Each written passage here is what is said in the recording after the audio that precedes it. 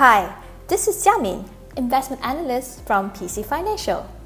In January, I briefly introduced Southeast Asia's e-commerce scene to you, given the backdrop of discussions on mergers, listings, and talks of IPOs.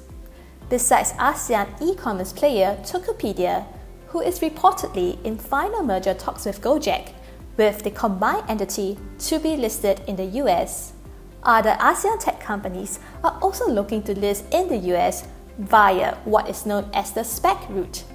SPAC stands for Special Purpose Acquisition Company. It is a shell company with no commercial operations, formed strictly to raise capital through IPO. The capital raise will then acquire a private company.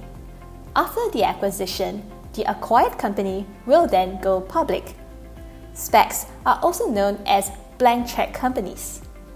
The SPAC route is highly popular because it is a faster way for a company to be listed on the stock exchange compared to the conventional IPO route.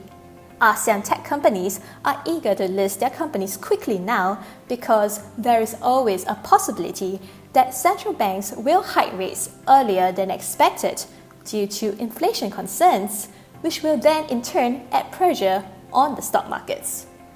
But the SPAC pathway to listing may not be that smooth sailing. Recently, the US SEC put forth new guidance that may disrupt filings for SPAC companies. The US regulator also warned that the SPAC route is not a way to go around avoiding disclosing key information to investors. According to Bloomberg, Asian SPACs have raised US $3.1 billion this year, exceeding the total amount raised in the whole of 2020.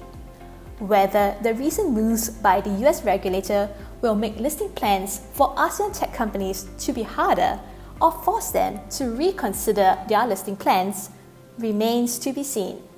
With that, I end my presentation for today.